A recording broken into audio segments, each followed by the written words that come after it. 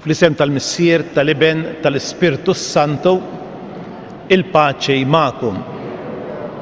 Ħuti narfu n-nuqqasijiet tagħna u nitolbu maħfra lil Alla l-imbierek.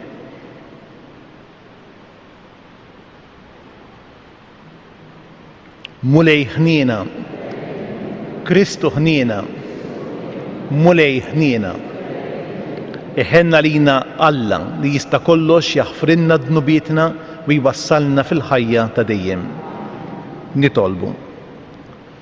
Nofru da sagrifiċċju tal-Ewkaristija b'suffraġġju ta' Marija u Pascal Baldacchino.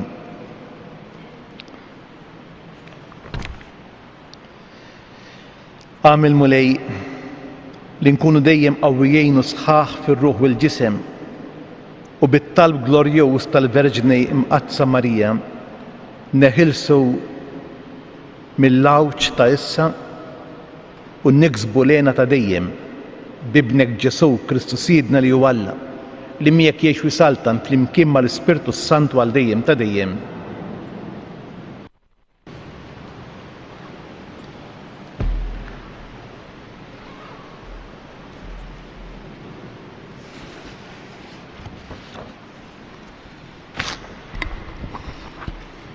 Qari mill-ktieb tal-profeta Eżekjel.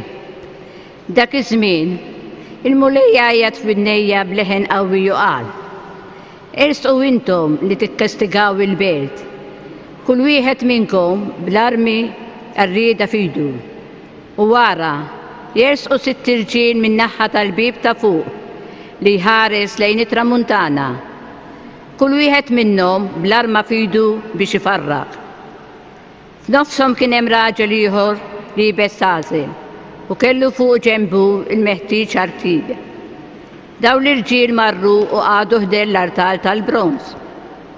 Il-glorja tal-Alla ta' Iżrael intrefet il fuq mill-kerubini għax kienet fuqhom u marret fid-daħla tat-tempju.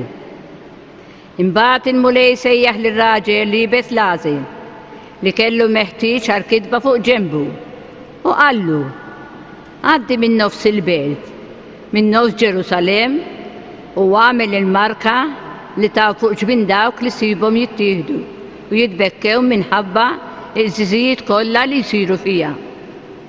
L-oħrajn smajthom jgħidilhom: Għaddu warajh intom nofs il-belt u sawtu u tħossu għal ħadd u taħfru għal ħadd, xjuħ, żgħażagħ, xebbiet, tfal, nisa.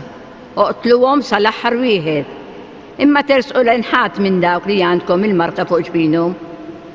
Ibdew mis-sentwarju tiegħi u qalilhom: Ipprofonaw it-tempju, imlew il-ftieħi tiegħi bil-maqtulin. Oħorġu, u huma ħarġu u bdew jaqtlu l-belt. Imbagħad il-glorja tal-mulej telqet mid-daħla tat-tempju u qagħdet fuq il-kerubini. U l-kerubini fetħu ġwien ħajjhom. ħarġu intrefgħu mill-art quddiem għajnejja bir-roti ma' ġenbhom. Imbagħad waqfu ħdejn it-tempju tal-mulej fid-daħla tal-bib li jagħti għal vant bil-glorja tal-Alla ta' Iżrael fuqhom u min-naħa ta' fuq. Dawn kienu l-istess ħlejjaq kollha li kont rajt taħt Alla ta' Iżrael ħdejn ix-xmara keba u għarraft li kienu kerubini. Kull waħda mill-ħlejjaq ħajjin kella 4 ċuħ u 4 ġwienaħ b'sura ta' id ta' bniedem taħt ġwien ħajjhom. U minn surit wiċċejhom kien l-istess ċuħ li kien rajt fi xmara Kaba. Kull waħda minnhom kienet mixjija l-quddiem. Il-kelma tal-mulej. Ngħidu flimkien: Ola mismewit u sebħ il-mulej. Ola mismewit u sebħ il-mulej. Faħru għaddejja tal-mulej, faħru isem il-mulej. Ikun isem il-mulej imbierek min issa u għal dejjem flimkien: Ola mismewit u sebħ tal-mulej. Min tluħ ix-xemsa nżula ikun infaħħar isem il-mulej. Oli fuq il-ġnus kollha l-mulej u l-ola mismewit u sebħu flimkien: Ola mismewit u sebħ il-mulej. Minu bħal-mulejja latana li qiegħed foli u jħares l-isfel u lejn ismewit u lejn l-art flimkien: Ola mismewit u sebħ il-mulej. nqumu bil-wiefa. Alleluja, alleluja,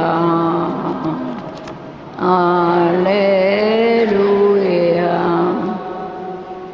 Alla kien li ħabbeb il-ħolqien miegħu innifsu permezz ta' Kristu u fdanna il-ministeru ta' din il-ħbiberija.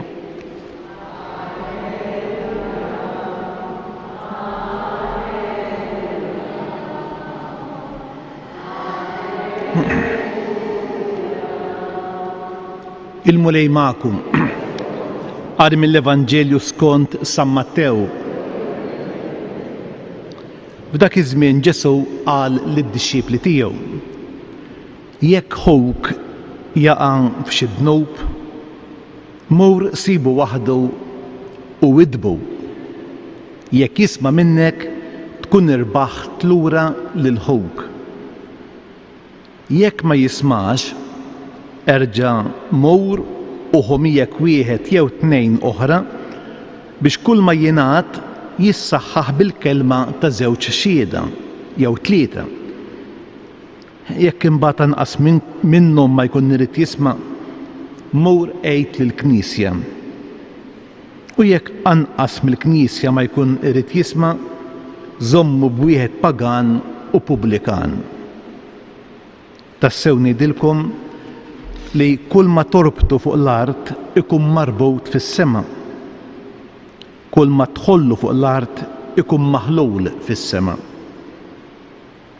Ngħidilkom ukoll li jekk tnejn minnkom fuq l-art jollu leħinhom flimkien biex jitolbu xi ħaġa, mis-sieri li huwa fis-smawiet jagħtihilhom. Għaliex fejn tnejn jew tlieta ikunu miġbura f'ismi, hemm inkun jien f'nofshom. Il-kelma tal-mulej.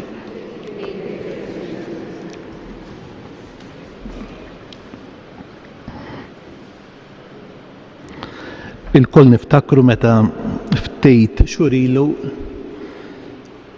konna mċaħdejn milli niltaqgħu flimkien għall-Ewkaristija. U ma noqogħdux attenti nerġgħu insibu rwieħna fl-istess għada, Aħna llum stess l-isfijiet jiena u Monsinjur Tewma batna nota mill-ġdejt lill-kappellani u r-retturi biex ngħinu lill-komunità tagħna tkun iktar attenta, ħbib tiegħi. Iva, dakinhar kien hawn min infixel fir-relazzjoni tiegħu ma' Alla, speċi m'għandniex il-quddiesa, allura bħal speċi sibna ruħna fil-baħħ mingħajr il-possibilità li nidħlu f'relazzjoni ma' Ġesu. Imbagħad kien hemm dik il-multiplikazzjoni ta' quddies fuq il-midja soċjali, insomma. Ħbib tiegħi, l-Ewkaristija hija l-għajn u l-quċċata tal-ħajja nisranija. Minn b'dak li ħanejt ma nnaqqax xejn mill-importanza tal-Ewkaristija fil-ħajja tagħna bħala komunità. Però l-Ewkaristija mhijiex l-unika mod kif aħna nidħlu f'kuntatt f'relazzjoni ma' Ġesu. U hawnhekk infxilna għaliex għal ħafna il-quddiesa u jippermettuli ngħid ma nafx x'forma ta' quddiesa. Il-quddiesa biss qisha tigganċjana mas-sagru, mentri hemm modi oħra. Pereżempju, il-qari f'attitudni ta' talb tal-kelma tal-Alla. Tista' tagħmilha waħdek, tista' tagħmilha fil-familja. Il-karità tpoġġina f'kuntatt ma' Ġesu preżenti f'dik il-persuna li aħna ngħinu. Ukoll ir-relazzjonijiet tajba ta' bejnietna, jiġifieri ma mmorrux il-quddiesa, ma naqrawx l-Iskrittura, imma jirnexxielna ngħixu ta' aħwa. Smajnih il-Vanġelu x'qalilna. Jekk tnejn minnkom fuq l-art jollu leħinhom flimkien u jitolbu xi ħaġa missier li huwa fis-smawiet jagħtijielu. Fejn tnejn jew tlieta huma miġburin fis-smejjien qiegħed f'nofshom. Mela kieku jirnexxielna nibnu iktar sens ta' komunjoni bejnietna kemm hi kelma tqila. L-għaqda ta' bejnietna. Anke hemmhekk inkunu nagħmlu esperjenza ta' Alla. Anke jekk ma jkollniex il-quddiesa, jekk nagħmlu impenn ħalli ngħixu ta' aħwa, nagħmlu l-esperjenza ta' Alla. Smajtuh il-Vanġelu, idowr fuq il-kelma ħowk. Mela, jekk ħowk jaqaf xi dnub, mur kelmu waħdek u jekk jisma' minnek tkun irbaħtu. Ġesu jistedinna biex ir-relazzjonijiet ta' bejnietna jkunu relazzjonijiet ta' aħwa. Qed ngħid ħafna. Meta juża din is-sentenza, kull ma torbtu fuq l-art ikun marbut fis-sema. Kull ma tħollu fuq l-art ikun maħlul fis-sema. X'irid ifisser? Ħafna drabi din is-sentenza jużawha għas-sagrament tal-qrar, dak kollu li intom taħfru jkun maħfur fis-sema, dak kollu intom ma taħfrux ma jkunx maħfur. Però tifsira oħra. Dak kollu li intom torbtu fuq l-art, ir-relazzjonijiet ta' bejnietna, ħbib tiegħi, li aħna norbtuhom fis-sod u jista' jkun rabta għoqda. Għax illum lanqas relazzjoni u l-għaqda fi żwieġ, ħbib tiegħi, hija rabta ċof li x'ħin ifett lilna inħolluha. Ma Ġesu dak kullu li intom torbtu bejnietkom, l-azzjonijiet li intom tagħmlu biex tissaħħu fil-komunjoni ta' bejnietkom, dak huwa marbut fis-sema. U dak kullu li intom tagħmlu biex tħollu fuq l-art ikun maħlul fis-sema. Xi tħoll? Tħoll l-oqiedi. Kemm hemm oqiedi xi drabi għandhom is-snejn illi ma nafux kif ħanħolluhom u nibqgħu mifxulejn ma' xulxejn. Ġesu qed jgħidilna ħolluhom dawk l-oqiedi. Ħalli jkollkom relazzjonijiet aħjar bejnietkom. U jekk tridu nagħtikom tixbieħa oħra biex niftihem iktar x'qed ngħid, Qisu qed jgħidilna ħejtu t-tiċrejt li hemm bejnietkom. Ħejtu t-tiċrejt li hemm bejnietkom. Aħna llum qegħdin fl-aħħar erba' li twassalna għall-festa tal-Assunta nhar is-Sibt li ġej. Temmejna dawn l-erbgħat. Ekku jiena nirrifletti fuq il-Vanġelu ġieni f'moħħi dik il-Madonna magħrufa bħala il-Madonna tal-Oqiedi. Smajtuha xi darba? Il-Madonna tal-Oqiedi. Hemm kwadru ta' Madonna għandha ħabel f'idejja u fiha l-Oqiedi.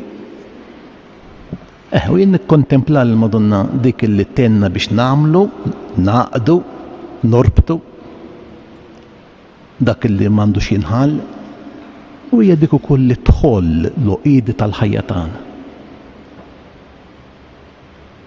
Marija tat ħajjitha biex rabtet għoqda kbira bejn Alla u l-umanità meta saret Kristu u ħallet l-oqidi li kellu l-bniedem fuq l-istonku bid-dnub tiegħu.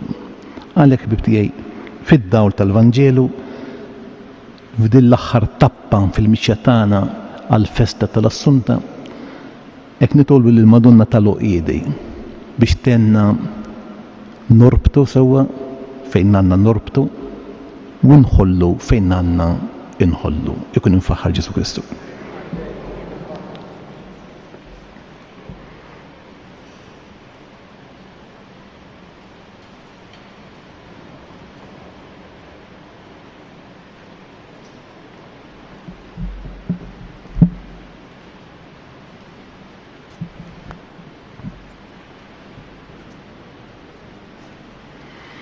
Bil-wieqfa ħalli nagħmlu t-talbit tagħna ħbibti.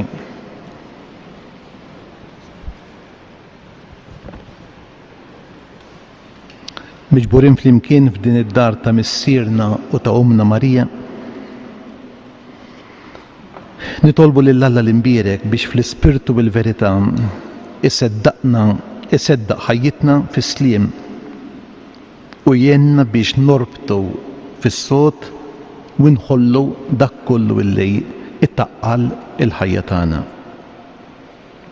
Ieqaf mulej mal-Knisja jew tħabbrek biex in-nar tal-imħabba li Kristu ġie qiegħed fid-dinja jaqbad fil-qlub tagħna l-bnedmin. Nitolbu. Għamil li s-setanejn tad-dinja jagħtu widen għal kliem Kristu li kif twassalulhom il-Knisja ħalli jirbħu kull ma jifridhom u jgħixu flimkien ta' aħwa. Nitolbu. Wassal għas-sliem ta' dejjem l-qaddija tiegħek ħutna il-mejtejn u daħħalhom fil-għena ta' dejjem. Nitolbu.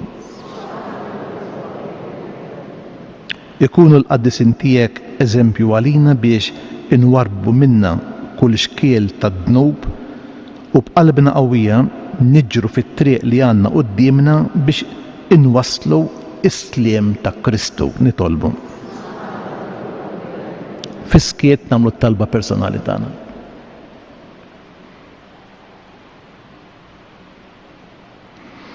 Muli Alla tagħna, isma' it-talb tal-Knisja tiegħek hawn miġbura u kebbes bin-nar ta' mħabba vera il-qlub tagħna l-bnedmejn bi Kristu Sidna.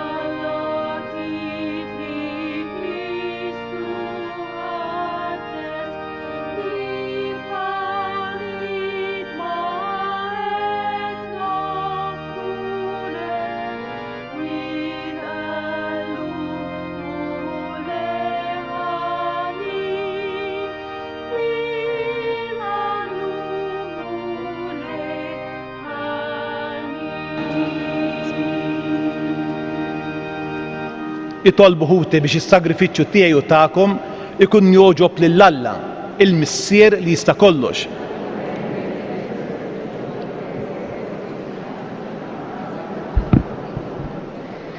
Ilqamu lej it-talb u l-offerti li qegħdin nagħmlulek fit-tifkira tal-Verġini Mqaddsa Marija biex permezz tagħhom noġbuk u neqelgħu l-għajnuna tat-tjieba tiegħek bi Kristu Sidna. Il-mulej magħkom, nerfew qlubna l-fuq, niżu ħajr lill-mulej Alla tagħna. Xiera li rroddulek ħajr, sewwa li nsebħuk mis-Sir Qaddejs, għaliex il-Verġini Marija li ssieħbet b'mod tal-għaġeb fil-misteru tad-tbatija għal morda li jitolbu il-ħarsin tagħha, tiddej bħala sinjal ta' saħħa u ta' tama mis-sema.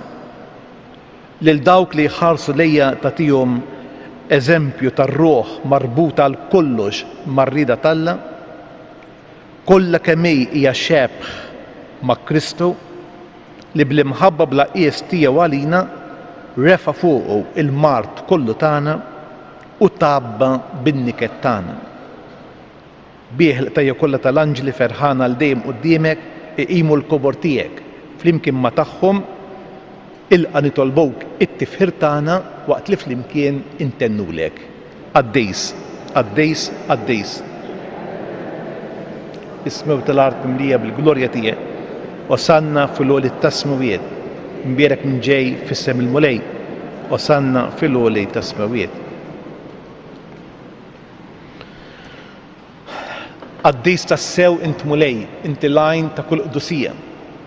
Għaddis għalek nitolbuk dal-offerti bil-barka tal-Ispirtu tiegħek biex isiru għalina il-ġisem u d-dem ta' Sidna Ġesu Kristu li meta kien ser jingħata biex minn rajħibati ħal ħobs rat il-ħajr qasam ta' lid-dixxipli tiegħu u qal: ħudu u kulu il-koll minn dan għax dan huwa ġismej li jingħata għalikum.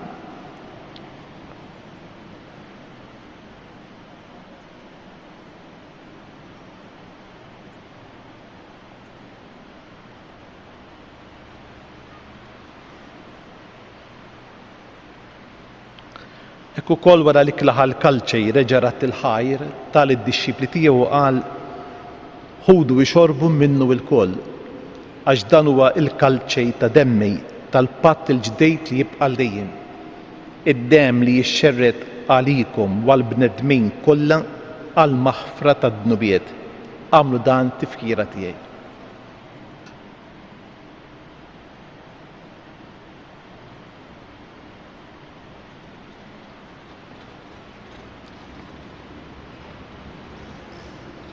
Dan hu l-misteru tal-fidi.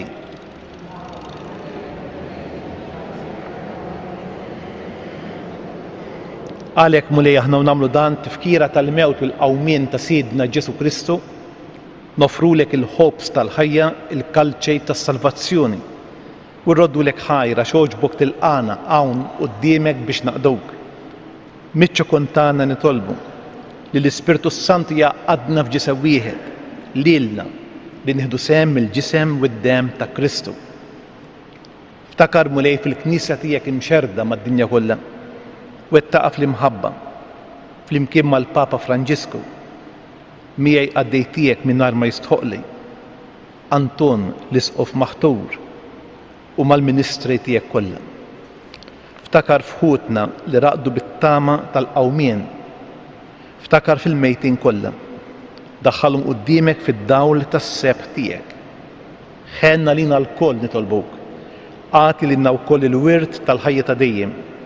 Flimkien mal-Verġni Mqazza u Malla Marija, mal-Apostli, San Giusepp, San George Preka, il-qadisin kollha li jgħixu fil-ħbiberija tiegħek sa mill-bidu tad-dinja. Għamil li magħhom infaħruk u nsebħuk b'Ġesu Kristu ibnek. Bi Kristu, ma' Kristu fi Kristu, jingħata lilek Alla Missier li tista' kollox flimkien mal-Ispirtu Santu, kull ġieħu glorja għal dejjem ta' dejjem. Ejjew nitolbu t-talba li għallimna il-mulej Ġesu. Missierna li inti fis-smawiet jitqaddis ismek, tiġi saltnatek, ikull tritient fis-sema u fl-ard. Ħobżna ta' kuljum għatina llum, aħfrinna d-nubietna, bħalma naħfru l-minuħħati għalina. La ddaħħalniex fit-ġrejb, iżda eħlistna mid-deni. Eħlistna nitolbuk mulej minn kull deni. Għatina fit-tjieba u l-ħnina tiegħek il-paċi fi żmienna biex inkunu ħielsa dejjem mid-dnub, imħarsa minn kull inkwiet. Aħna u nistennew u nittamaw ilena u l-miġja tas-Salvatur tagħna Ġesu Kristu. Mulej Ġesu Kristu li qed l-Apostli tiegħek inħallilkom is-sliem, natikom is-sliem tiegħi la tħarix lejn dnubietna imma ħares lejn il-fidej tal-Knisja tiegħek. Għattija slimu l-għaqda li inti trejt fija, int li tgħix fis-Saltan għal dejjem ta' dejjem. Il-paċi tal-Mulej tkun dejjem magħkom. Ħaruf Talla li tneħħi d-dubit tad-dinja ħenna lina. Ħaruf Talla li tneħħi d-dubit tad-dinja ħenna lina.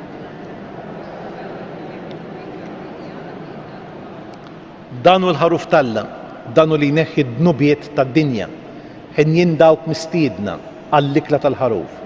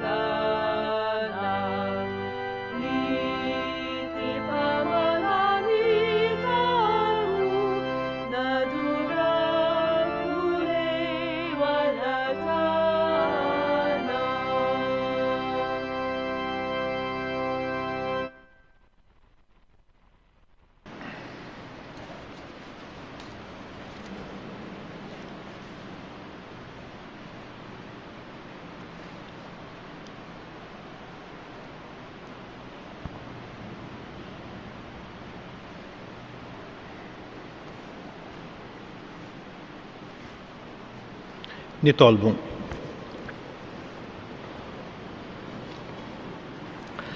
Is-sagrament tas-salvazzjoni tal-ġisem u d-dem ta' ibnek il-waħdieni li bih tqarbilna ferraħna Mulej fġieħ il-Verġni Marija Ommuk ħalli jkun għalina ta' ġejt għal ħajja ta' issa u l-ħajja ta' dejjem bi Kristu Sidna.